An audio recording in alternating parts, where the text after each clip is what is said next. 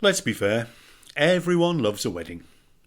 The bride and groom starting their lives together, two families coming together too, and the hope at least of another generation. Meeting people that you haven't seen for years, and actually being pleased to see them, even if you then go back to avoiding them the day after it's over.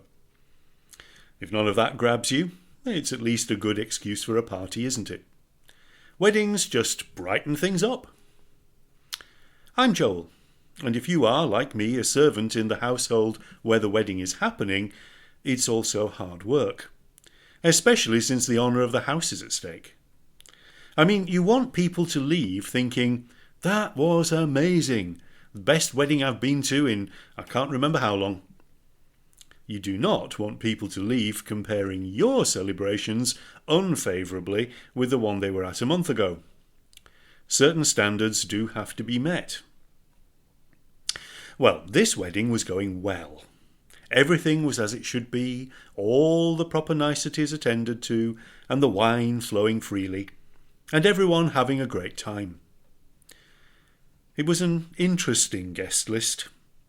Mary from Nazareth had brought her son along, and he had brought a few other blokes who have started following him around. That raised a few eyebrows. You see, Mary's son, Jesus his name is, has turned out to be one of those preacher types. We get a lot of them. They wander around telling you what they reckon God wants, and they gather some followers for a while, and then they disappear back into obscurity. Or someone shuts them up. People can be suckers for that kind of thing.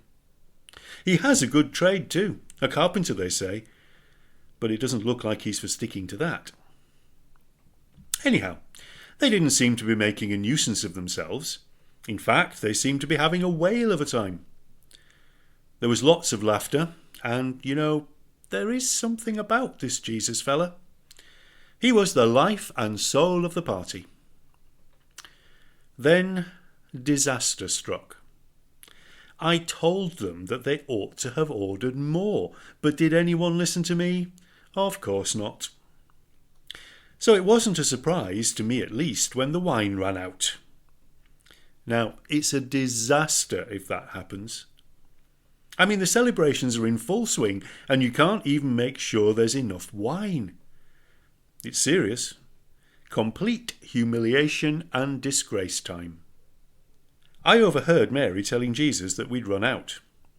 I didn't catch exactly what he said, but it was along the lines of, "What's that got to do with me?" Anyway, like mothers the world over, she was having none of it, and she comes bustling over to us servants and tells us to do whatever Jesus tells us to do. Well, we thought he might organise a discreet whip round, or at least send us off to see what wine we could beg or borrow from elsewhere before anybody noticed that we'd run out. But no, he gets this silly little smile on his face and tells us to fill up the water jars that we use for the purification rituals. And I remember thinking, what is the point of that? None of us were exactly happy because it not only seemed pointless, but it also meant that we had to carry in 180 gallons of water and pour it into the jars. You try it. It isn't much fun. Anyhow, when we'd done that, he told me to draw some water off and take it to the steward of the feast. Now, I wasn't very happy about that either. I mean, the wine's run out, and I'm supposed to go to my boss and tell him, "Never mind, have a glass of water instead." I thought this was going to be the cue for some sort of sermon.